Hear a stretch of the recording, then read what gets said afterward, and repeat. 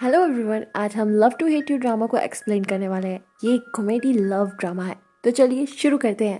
कहानी की शुरुआत में हम एक उछलती हुई खुशहाल लड़की को देखते हैं और ये होती है योइमी। योइमी एक लॉयर होती है। वो सीधा रास्ते से जा रही होती है अपने घर को, और दूसरी तरफ हम एक टल्ली इंसान को देखते हैं जो बिल्कुल नशे में है। तभी एक चोर उसके पास में आता है और वो उसे चोरी करना चाह रहा होता है। तभी योइमी पीछे से आती है और उस चोर को सीधा लात मारती है और चोर जाता है सीधा सड़क पर। और उसके बाद में योइमी उस इंसान को बहुत ही गंदा धोती है। इसकी वीडियो वायरल हो जाती है और योइमी की दोस्त उसके वीडियो को देखकर हैरान हो जाती है। योइमी की दोस्त उसे कॉल करके बोलती है, आखिर तुम कर क्या रही हो? क्या तुम्हारा पेशा है लड़कों को ढूंढ ढूंढ के मारने का? योइमी कहती है, क्या तुमने मुझे पहचान लिया? कहीं मेरी मम्मी ने तो नहीं पहचान लिया मुझे? हम दूसरी तरफ देख पाते हैं कि योइमी एक लड़के के साथ होती है। योइमी बहुत ही ओपन माइंडेड इंसान होती है, इसीलिए वो बहुत ही ज़्यादा लाइफ को एंजॉय करने में बिलीव करती है। लेकिन जो सामने वाला लड़का होता है वो योइमी को बहुत पसंद करता होता है और वो उसे अपनी गर्लफ्रेंड बनाना चाहता होता है, ना कि सिर्फ इंजॉयमेंट।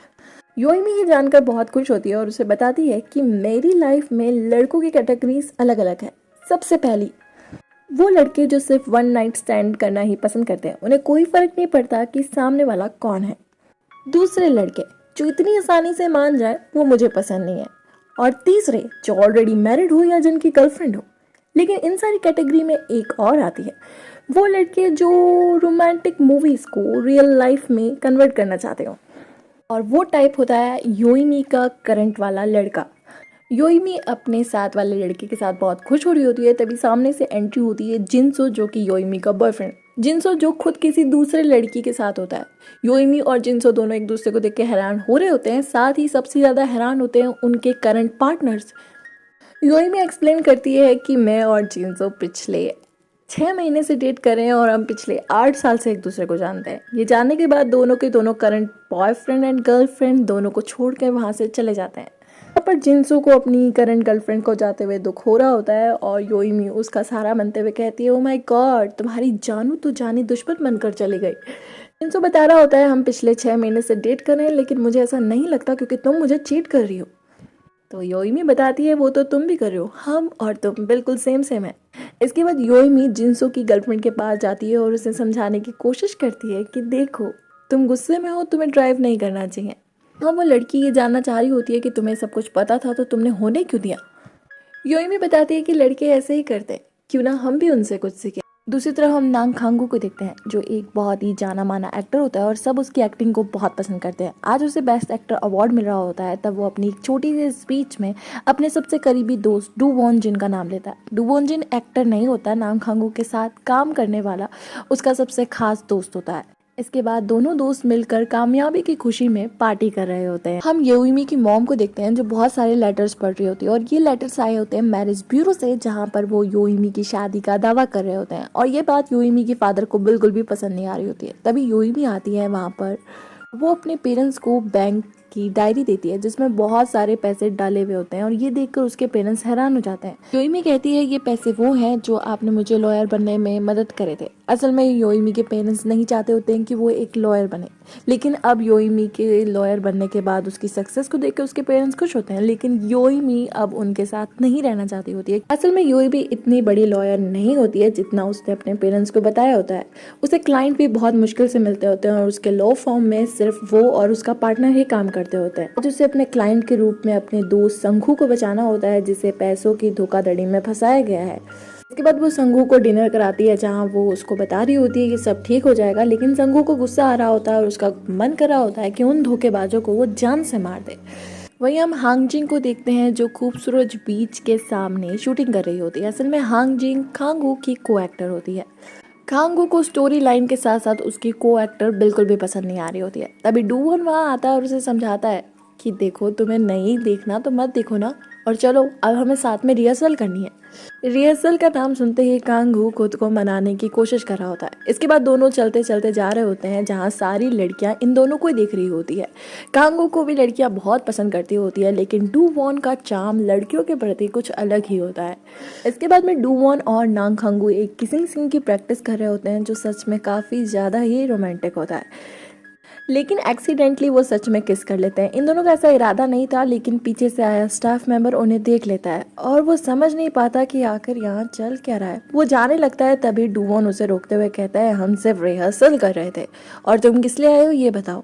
तभी वो स्टाफ वाला बताता है कि आज शूट लेट हो सकता है। तभी कांगू समझ आता है ये सब कुछ को एक्टर जिहोन की वजह से हो रहा है। योइमी के साथ काम करने वाले कलीग को उसके फीस के बदले बहुत सारे आलू मिलते हैं और इससे पहले उन्हें एक जमीन मिली थी जो बहुत ही खाली और बंजर है।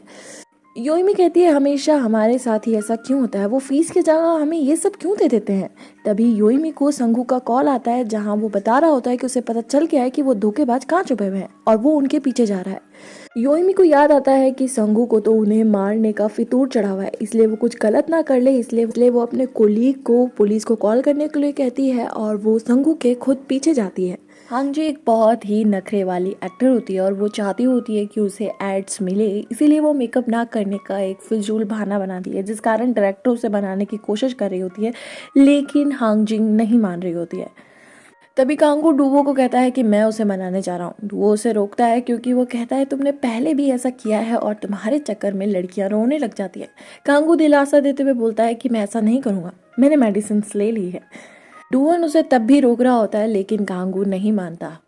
वहीं सांगू पहुंच जाता है उन धोखेबाजों के पास में, लेकिन धोखेबाज सांगू को मारने लगते हैं। तभी योइमी वहां आती है और वो सांगू को मार खाता देख अपने आप को रोक नहीं पाती और फिर वो उन धोखेबाजों को क्या मारती है, उनका तो क्या ही कहना। तभी वहां पहुंचे पुलिस ऑफिसर्स भी योइमी को देखकर हैरान हो रहे होते हैं। वहीं कांगू हांगजिंग के पास जाता है उसे समझाने के लिए, उसे समझाने की पूरी कोशिश कर रहा होता है, लेकिन हांगजिंग के बहुत ही खतरनाक आइडियाज़ को देखकर, जिसमें वो बहुत ही विचित्र मुंह बना रही होती है, जिसे देख कांगू कुछ बोल नहीं पाता और उसके एक्सप्रेशन देखकर हांगजिंग को गुस्सा आ जाता है और वो शूट छोड़ के चली जाती है। यहाँ पर डायरेक्टर हांगजिंग को रोकने की पूरी कोशिश कर रही होती है और डुयोन समझ आता है ये सब कांगू की वजह से हुआ है। डुयोन कहता है, मैंने तुम्हें कहा था ना तुम मत जाना। कांगू बोलता है, देखो सच में मैंने उसे कुछ भी नहीं कहा था। नाम खांगू और डोवोन जिन आपस में बात कर रहे होते हैं, तभी पीछे से उसी होटल से योइमी और सांगू निकल रहे होते हैं। योइमी अपनी कार की तरफ जा रही होती है, तभी वो नाम खांगू को सुनती है, जहां वो ये बोल रहा होता है कि सारी लड़कियां सिर्फ अमीर लड़कों को फंसाना ही चाहती होती है, उनका तो बचपन से ड्रीम ही ये होता है। योइमी नाम खांगू को देख के पहचान जाती है, ये तो वो फेमस फिल्म स्टार है और इसकी सोच लड़कियों के प्रति कितनी छोटी है। योइमी को बिल्कुल भी पसंद नहीं होता कोई भी लड़कियों को गलत समझे, पर यहाँ असल में नाम खांगू अपने को एक्टर का गुस्सा ही निकाल रहा होता है, वो सारी लड़कियों की बात नहीं कर रहा होता है। योइमी अपनी दोस्त नायून को नाम सांगू की असलियत बता रही होती है, क्योंकि वो उसकी बहुत बड़ी फैन होती है। तभी योइमी का कलीग आ जाता है, जो कि उसका बेस्ट फ्रेंड भी होता है। योइमी चाहती होती है कि नाओयून और उसका कलीग एक अच्छे रिलेशनशिप में आ जाए, लेकिन नाओयून की ऐसी कोई भी इच्छा नहीं होती है। इसके बाद ये तीनों बैठकर बहुत सारी बातें कर रहे होते हैं।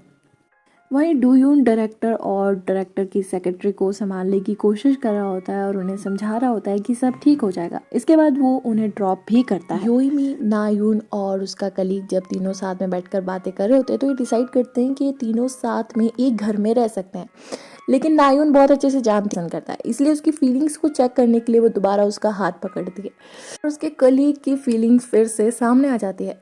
नायून कहती है कि फिर हम तीनों एक साथ एक घर में बिल्कुल नहीं रह सकते हैं, लेकिन तभी एंट्री होती है योइमी के कलीग की गर्लफ्रेंड की। वो नायून को अपने बॉयफ्रेंड का हाथ पकड़ा देखकर बहुत गुस्से में आ जाती है।